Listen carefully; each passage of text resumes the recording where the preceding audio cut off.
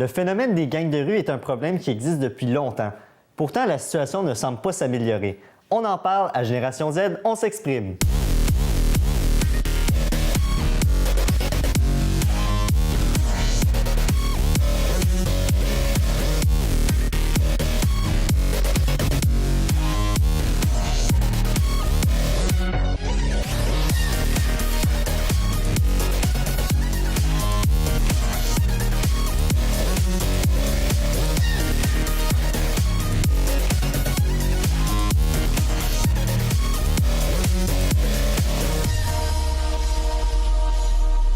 Et avec nous pour en parler, j'ai le plaisir de recevoir une autre fois Nour Alessa Kerlando. Vous allez bien?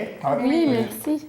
Merci. Et aujourd'hui, notre intervenante, elle s'appelle Joliane Ledoux, qui est agente pour la police de Laval. Bienvenue à l'émission. Vous allez bien? Merci. Oui.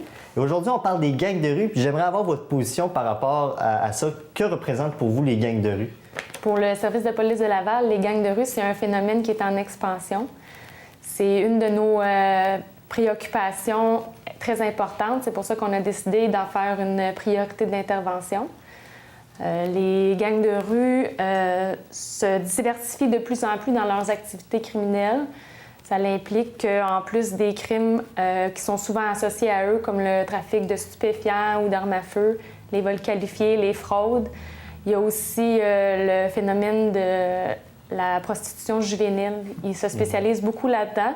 Ça fait qu'il faut de plus en plus adapter nos stratégies à leur évolution.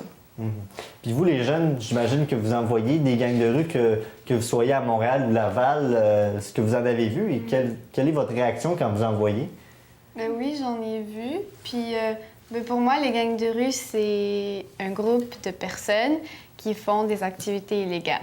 Ah, OK. Fait que ça peut être... Il n'y a pas un statut particulier aux gangs de rue, ça peut être n'importe quoi, mais d'illégal. Ah non, mais comme un groupe de personnes qui est connu pour faire ça, genre. OK. Puis que, ben, tu sais, ils font du trafic de drogue, de potes, puis... De prostitution, puis Ouais. tout ça. Puis quelle est votre opinion par rapport à ça? Ben moi, en fait, c'est clair que j'en vois souvent, mais moi, ça ne m'affecte pas personnellement. C'est sûr que, oui, ils apportent beaucoup de côtés négatifs à la communauté et je pense que la police a les capacités de pouvoir les arrêter. Surtout, on peut voir aussi sur les sites comme Facebook, les réseaux sociaux, on peut les voir aussi de plus en plus se manifester. Puis je pense que c'est quand même facile de les retrouver par rapport aux réseaux sociaux. Puis ça a beaucoup d'impact, surtout ces dernières années. Je veux savoir, vous, dans le milieu scolaire, que ce soit au secondaire ou au milieu collégial, Kerlando, est-ce que vous voyez ça dans le milieu scolaire, des gangs de rue aussi? Ouais. Oui, vraiment. En Ouais. fait, je dirais même c'est de là qui recrutent du monde. Fait que, parce que les jeunes sont quand même très influençables. Fait que- Oui, ils sont très vulnérables justement Exactement. à Fait tout que- ce qui est drogue, Exactement. prostitution. Puis, les jeunes qui veulent les nouveaux Timberland qui viennent sortir et tout ça, fait que leurs parents ne peuvent pas leur permettre de l'acheter. La personne va leur dire « je vais te l'acheter », mais il va falloir que tu me dois quelque chose en retour et tout ça. Puis ça commence par là, en fait, d'après moi. C'est ça, ça roule beaucoup par rapport à l'argent. Exactement. Souvent, on essaye de chercher le moyen le plus facile de se procurer de l'argent. Donc, on va chercher n'importe quelle ressource pour avoir tout ce qu'on veut ou être à la mode. Parfois, dans le fond, on va à l'encontre de nos valeurs, Ouais, justement, exactement. pour avoir plus d'argent. Puis je me demandais ça, Mme Ledoux, est-ce qu'il y a un profil spécifique pour les gangs de rue que vous ciblez particulièrement, à Laval, par exemple? C'est sûr qu'il y a des signes d'appartenance, que ça peut être une couleur vestimentaire, une marque de vêtements en particulier. On a déjà vu aussi des tatouages qui peuvent identifier un membre de gang de rue. OK. Souvent, les groupes, ils vont posséder le même tatouage. Il y a aussi les territoires. Ça OK. peut être des territoires qui sont délimités par les groupes. Exact. Puis est-ce que, je veux dire, il y a un processus que vous faites, vous vous dites, bon, ben faut être tant de policiers dans un quartier plus que l'autre? Est-ce que des opérations que vous faites, par exemple, vous dites, bon, ben à 3 h du matin, à la sortie de ce bar-là, il faut le surveiller ou vous y allez aléatoirement? Je ne sais pas, je ne connais pas comment le système de police fonctionne, mais il doit y avoir une stratégie que vous utilisez sans nécessairement tout divulguer. La stratégie première, c'est surtout de travailler en prévention, en ciblant les jeunes qui sont à leur première infraction, puis leur offrir un support pour qu'ils puissent s'en sortir. C'est beaucoup de communication avec les différents partenaires également. On insiste beaucoup sur la prévention plus que sur la répression. Puis est-ce que vous allez des fois dans le milieu scolaire pour sensibiliser les jeunes du secondaire ou du Oui, cégep? on a des agents d'intervention communautaire qui ont un programme de prévention.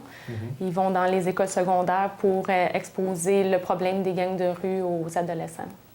Il y a une statistique que j'aimerais vous communiquer par rapport à la ville de Laval. Il y a environ, selon Statistique Canada, 25 crimes pour 100 000 habitants. Et si on va dans la Rive-Sud à Longueuil, c'est 5 pour 100 000 habitants. Pourquoi c'est plus présent à Laval que sur la Rive-Sud, selon vous? À ma connaissance, je ne suis pas... Est-ce que c'est, selon vous, est-ce que c'est parce qu'il y a plus de pauvreté ou parce qu'il y a plus de... Ben non. Je sais que Montréal-Nord est connu pour beaucoup de gangs de rue. Fait que me semble que ça serait juste une expansion vers le nord. Moi, d'après moi, c'est surtout par rapport au nombre d'habitants. C'est sûr que Laval est un peu plus, disons, développée en tant que ville que dans la Rive-Sud. Si on compare Montréal avec Laval, c'est sûr qu'il va en avoir beaucoup plus à Montréal qu'à Laval parce que, justement, il y a plus de gens qui habitent, puis des cultures vraiment diversifiées, c'est qui influencent beaucoup les gangs de rue. Puis moi, j'habite à Boisbriand sur la Rive-Nord. J'en ai presque pas vu, puis je me sens comme un peu en paix quand je me promène, peu importe l'heure dans ma ville. Mais j'ai longtemps vécu à Montréal, puis des fois, quand je me promenais puis que je voyais des gens suspects marchant en arrière de moi, j'avais peur. Puis selon une statistique du SPVM, il y a environ 49 % des gens qui ont peur lorsqu'un groupe d'individus marche derrière eux, là, puis qui ont l'air suspects. Est-ce que vous, quand vous marchez, puis vous voyez justement un groupe comme ça, vous avez peur, vous marchez plus vite, qu'est-ce que vous faites?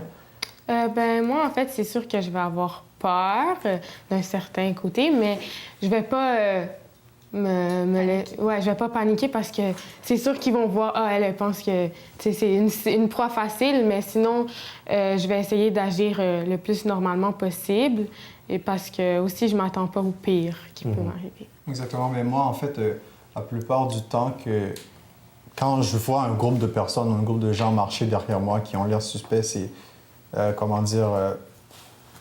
je reconnais ces personnes-là, j'ai l'habitude de les voir à côté de chez nous. C'est des voisins, c'est des élèves que j'ai suivi des cours avec à l'école secondaire. Fait que dans le fond, je me suis dit, OK, ils vont pas oser me faire quelque chose, je les connais, ils me connaissent. Fait que j'ai pas vraiment peur avec ça. Toi, Nour, qu'est-ce que tu penses par rapport à ça? Est-ce qu'il n'y a pas besoin de paniquer ou... Ben oui, j'ai peur, mais... Comme m'a dit Alyssa, on va pas jusqu'au stade de paniquer, genre. Mais on essaie d'être le plus correct possible. Mais aussi, qu'est-ce qu'ils peuvent te faire? C'est quoi? T'aborder puis dire, est-ce que tu veux nous rendre service? Des trucs comme ça. Tu vas juste dire non, bye. Ben alors, c'est ça, puis on passe à autre chose. Maintenant, je vais vous présenter un extrait de l'émission Enquête qui ont parlé justement des gangs de rue. Donc, on regarde ça à l'instant. Marie-Ève Dion s'apprête à publier une thèse de maîtrise à l'Université Laval. C'est la première recherche scientifique sur le phénomène des gangs de rue à Québec. Et elle n'arrive pas au même constat que la police. Il y en a des criminels à Québec, là. Faut pas se le cacher. Puis il y a des individus qui peuvent être structurés dans leur propre criminalité, mais c'est une criminalité individuelle. Il n'y a pas de criminalité de gang. Il n'y a pas de regroupement en vue de commettre de la criminalité et de redistribuer les profits au sein du gang. C'est pourtant la raison invoquée par la police pour intervenir de façon répressive lors des soirées hip-hop. Pendant tout l'été, les caméras ont capté ces interventions qui créent des tensions chez les jeunes ciblés. Même s'ils savent qu'ils sont approchés, mettons, le 2 jours dans un bar, si ça donne que tu es dans un autre bar 2 jours plus tard, puis ils te voient le visage, parce que c'est les mêmes que tu vois, ils vont venir t'approcher pareil. Si t'étais tout seul à te demander des cartes, t'as dit non, fait que là, c'est sûr que tu vas en avoir au moins 3-4 sur le dos.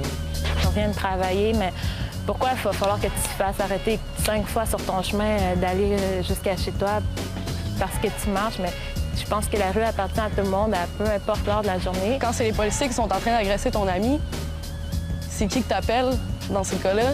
Qu'est-ce que tu fais? En tant que personne, tu te demandes à qui demander de l'aide, en fait. Les jeunes qui sont suspectés d'être gang de rue vont faire l'objet de surveillance accrue.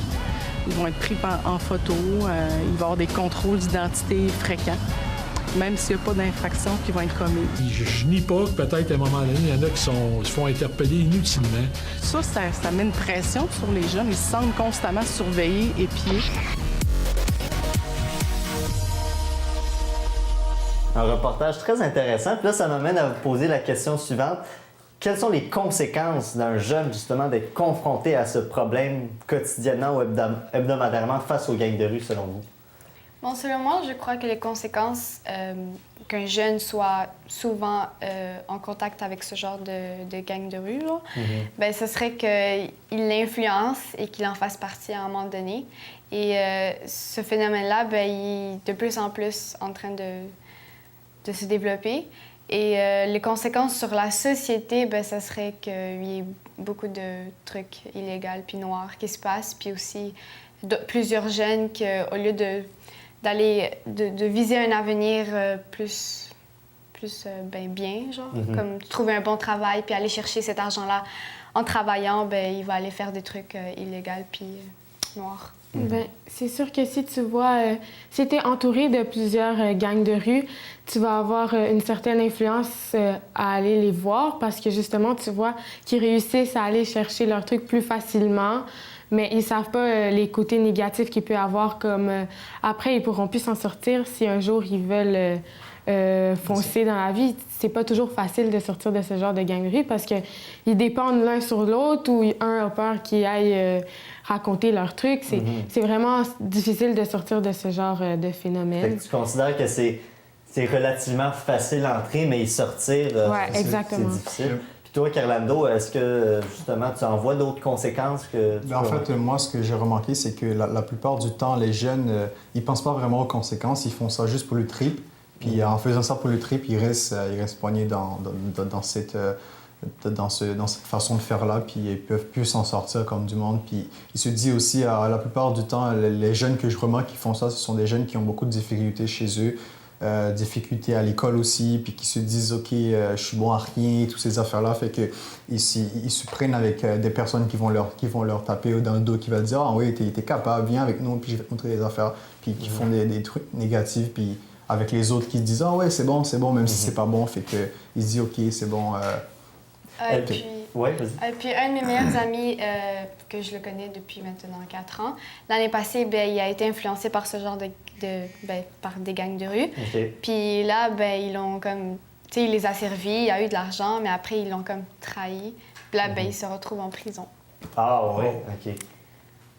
Quand même quelque chose. Ouais. Surtout que c'est plus facile aussi de rentrer dans ce genre de gang de rue parce que justement, plus il y a de gens, plus c'est dans la gang, plus ils sont grands, plus pour eux c'est facile de faire des mauvais actes. Donc c'est pour ça que c'est plus facile de rentrer dans des gangs de rue. Ouais. Puis Madame Ledoux, quand vous arrêtez ou que vous regardez des gangs de rue, est-ce que vous voyez que c'est justement des jeunes qui prennent plaisir à ça ou peut-être qu'ils le font par obligation ou par influence? Comment vous percevez ça?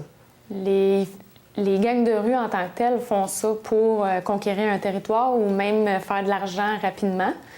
Sauf que les jeunes qui sont recrutés, souvent, c'est les jeunes qui sont plus vulnérables. La gang de rue va leur permettre de répondre à un besoin qu'ils ont, un besoin d'appartenance, un besoin de se sentir important. Souvent, l'accès aux drogues aussi, ça attire des jeunes dans ce milieu-là.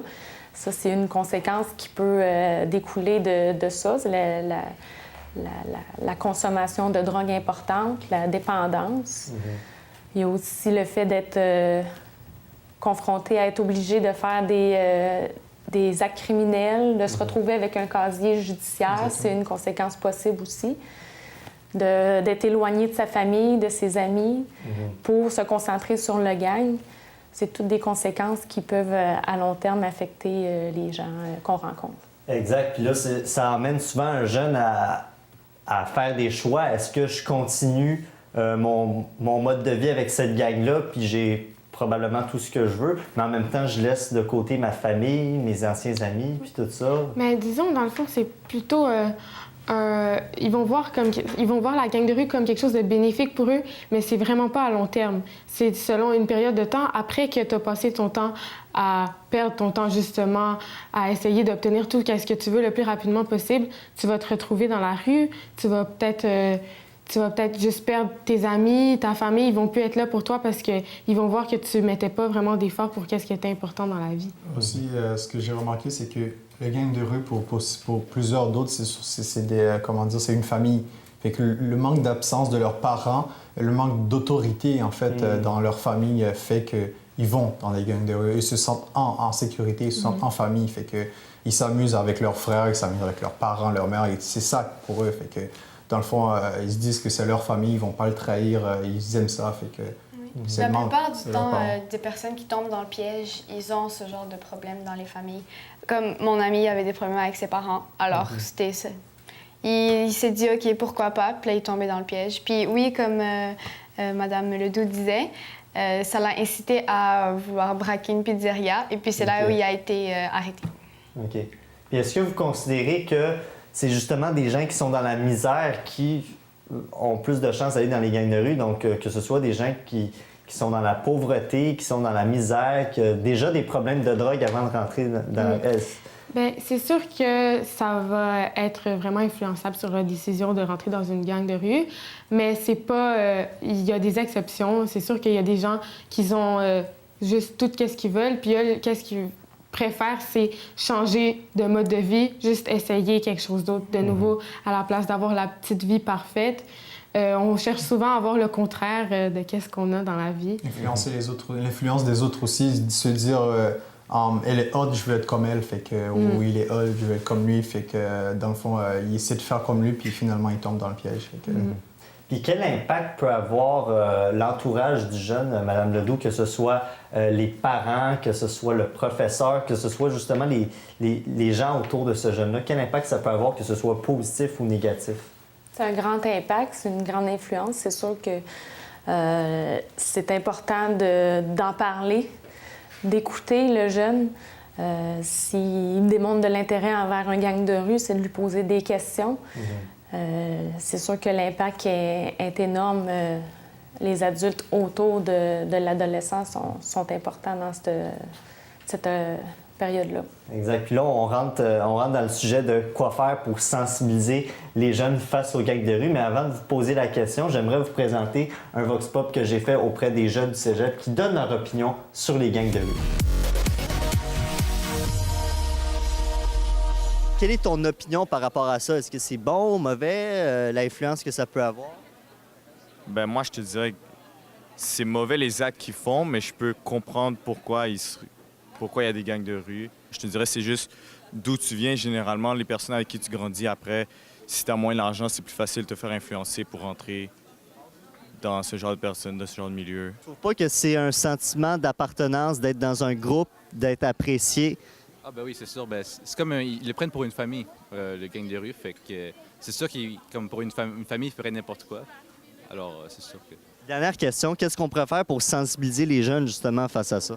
Moi, je pensais qu'il faudrait plus les inciter à genre, se joindre à d'autres groupes, à part des gangs de rue, disons des groupes communautaires, par exemple. On devrait arrêter comme de mettre le gangsterisme comme quelque chose de cool, puis à la mode, puis... Comme dans les vidéoclips qu'on montre du monde, genre, qui se tue, puis tu vois des gars avec des guns partout, c'est comme... C'est cool, c'est chill, mais c'est sûr que c'est pas la vraie vie. La vraie vie, c'est autre chose. Des réponses quand même assez intéressantes. Puis là, ça m'amène à vous poser la question sur la sensibilisation. Qu'est-ce qu'on peut faire pour prévenir ce genre de phénomène auprès des jeunes du secondaire ou du cégep, selon vous? Selon moi, il y a déjà des systèmes qui sont mis à l'école. Par exemple, moi, à mon école, on a des intervenants, ils travaillent pour la police, qui travaillent justement à mon école ou à plusieurs écoles secondaires pour sensibiliser les élèves. On a commencé à avoir des périodes où ils venaient en classe depuis secondaire 1 et même au primaire. À mon école primaire, j'en avais aussi beaucoup. Donc, c'est sûr que ça nous ouvre les yeux beaucoup par rapport à ce phénomène. Mais c'est sûr que ça va pas être aussi bien expliqué que quand tu le vis toi-même. Donc, on va toujours être tenté à aller voir qu'est-ce que c'est pour de vrai. Est-ce qu'il faut vraiment vivre le phénomène d'être dans une gang pour le comprendre? Ou... En fait, c'est ça qu'on a envie de faire pendant l'adolescence. On veut vraiment... Oui, moi, je reçois beaucoup de conseils, on va dire, de ma mère, fais pas ci, fais pas ça. Mais je veux essayer. Puis après, à la fin, je vais dire, oh, elle avait raison. Ouais. Okay. Exactement. C'est surtout pour s'expérimenter. Mais est-ce que vous dites ça parce que vous-même, vous l'avez essayé? Non. Non, OK, bon. Vous dites ça parce qu'on a une agente de police à côté? Ou... Non, mais c'est vrai, vous le dites, ça, on est peut-être porté à aller à l'encontre des décisions de nos parents. Il faut y aller, tu sais, mais je veux dire, je pense qu'il y a un moyen de prévenir ça. En fait, je pense sincèrement le meilleur moyen de prévenir ça, c'est la présence des parents et l'écoute aussi des parents. Il faut que les parents aient l'écoute pour leurs enfants. Il faut que les parents écoutent ce que disent leurs enfants et aussi l'envie. Tu sais, on fait ça, la plupart des gens qui font ça, ils sont des adolescents. Fait qu'on les recrute et on les recrute à l'adolescence. Fait qu'à l'adolescence, c'est là que notre esprit est tout, comment dire, je pourrais dire, embrouillé. Fait que les parents doivent être capables de nous écouter et d'être là pour nous. Mais c'est difficile quand même. Ils travaillent quand même tout le temps puis ils sont pas souvent là à la maison. Fait que... Bien, c'est ça. Pour ceux que leurs parents sont peut-être, ou leurs familles sont peut-être moins présents, on a aussi d'autres moyens d'aller voir, par exemple, à l'école, nos enseignants, nos amis, les gens qui nous entourent. Moi, à mon école, c'est le cas, il y a des psychoéducatrices qui nous écoutent vraiment par rapport à tout ce qu'on vit à la maison. C'est vraiment un bon moyen de s'exprimer à la place d'aller dans des mauvaises voies comme des gangs de rue. Si, par exemple, on ferait une campagne publicitaire à la télé sur les gangs de rue, pensez-vous que ça aurait un impact là-dessus? C'est sûr, à 100%. C'est sûr, mais il faudrait pas que ça soit, pas censurisé, mais dans le sens que ça soit les vrais faits, comme ça, que ça nous prenne vraiment par le cœur, qu'on soit choqué par qu'est-ce qui arrive.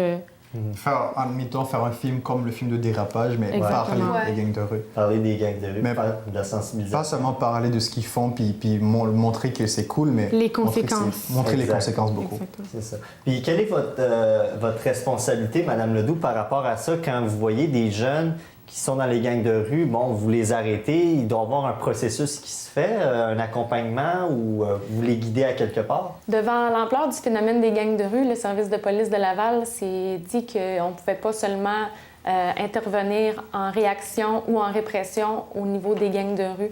Il a donc créé une table de concertation avec différents intervenants communautaires pour intervenir auprès des jeunes qui sont présentement dans les gangs de rue, mais aussi qui sont susceptibles d'être intégrés dans un gang de rue. Donc, on cible ces jeunes-là pour faire un suivi psychosocial puis leur donner les outils nécessaires pour pouvoir s'en sortir. Exact. Une table de concertation, je pense que c'est une très bonne idée parce que moi, je pense, selon moi, que les policiers ne peuvent pas nécessairement aider ça dans le sens que les gangs de rue, leur ennemi numéro un ou un de leurs grands ennemis, c'est les policiers. Donc, je pense que s'il y aurait justement des tables de concertation, des intervenants dans le milieu social qui peuvent les aider, je pense que ça crée un meilleur impact que ça. Êtes-vous d'accord avec moi?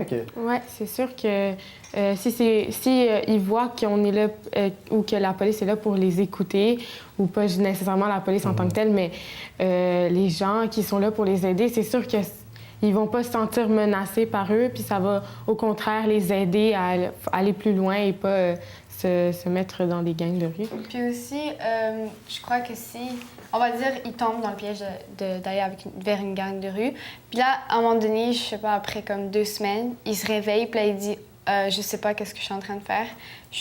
Ils m'ont tiré vers eux. Puis là, ils vont confier ça à un policier. Bien, ce serait bien que comme le policier comprenne ce qui s'est passé. Puis des fois, on va dire ne pas l'accuser ou quelque chose parce que de ce qu'il a fait à cause de l'influence des gangs de rue. Puis vous, les policiers, est-ce que vous avez une formation spécifique concernant les gangs de rue? Est-ce qu'il y a des policiers que les autres sont pas, je veux dire, les autres, leur domaine, c'est les gangs de rue ou c'est quand même général pour tous les policiers? On a une section anti-gang qui s'occupe de la répression auprès des gangs de rue. On a aussi nos agents d'intervention communautaire qui peuvent intervenir en matière de prévention au niveau des gangs de rue également, en collaboration avec l'urgence sociale où il y a beaucoup d'intervenants spécialisés à ce niveau-là. OK. Donc, c'est pas nécessairement d'accroître la présence policière, mais c'est plus de donner pas la chance, mais je veux dire de permettre aux policiers qui sont dans le domaine d'aller sur le terrain. C'est de travailler en amont, en prévention, avant d'intervenir en répression, quand il est trop tard. On travaille surtout avant, en prévention, avec les jeunes adolescents qui sont dans ce milieu-là. OK. Fait que dans le fond, vous autres, vous êtes d'accord aussi que c'est pas nécessairement de la police qu'il faudrait mettre plus, c'est vraiment de la prévention, de la sensibilisation. Exactement. Puis est-ce qu'il y aurait une autre dernière solution qu'on pourrait apporter à ça? En fait, je trouve que présentement, le travail est quand même bien fait des interventions, sauf que je trouve qu'il faudrait qu'il y ait une certaine amélioration envers la représentation de qu'est-ce qui arrive pour de vrai, parce qu'on le voit, puis on est comme... Tu sais, c'est pas tant réaliste que ça. Il faut vraiment qu'on voit vraiment les conséquences que ça mène. Oui, comme à l'école, on a des conférences, on a des intervenants qui viennent, mais oui, c'est bien beau de nous raconter qu'il ne faudrait pas qu'on se lie à une gang de rue, mais on veut voir qu'est-ce que ça ferait si on se lie à une gang de rue. Mm-hmm. Exact. Non, bien, je vous remercie beaucoup de votre présence pour l'émission. Madame Ledoux, est-ce qu'il y a un moyen, est-ce qu'il y a des ressources qu'un jeune ou n'importe un parent pourrait consulter par rapport aux gangs de rue pour en savoir plus? C'est possible de prendre l'information auprès de tous les intervenants, comme le CLSC, le Centre d'aide aux victimes d'actes criminels. Ils peuvent également nous appeler au 662-INFO à Laval pour avoir de l'information ou même pour donner de l'information si on a des informations sur un gang de rue. Si notre jeune démontre de l'intérêt envers un gang, c'est d'aller chercher de l'aide auprès de ces services-là. Directement. Oui. Ah, bien, je vous remercie beaucoup, Mme Ledoux. Je vous remercie à vous, chers invités, d'avoir assisté à l'émission. Et maintenant, je m'adresse à vous, cher public, pour la question de la semaine que vous pouvez répondre sur notre page Facebook. Si ce n'est pas fait, cliquez « J'aime » sur Génération Z, on s'exprime. Et la question est la suivante. Quoi faire pour sensibiliser les jeunes face à ce phénomène? Donc, répondez à notre question. On se voit pour une autre émission de Génération Z, on s'exprime.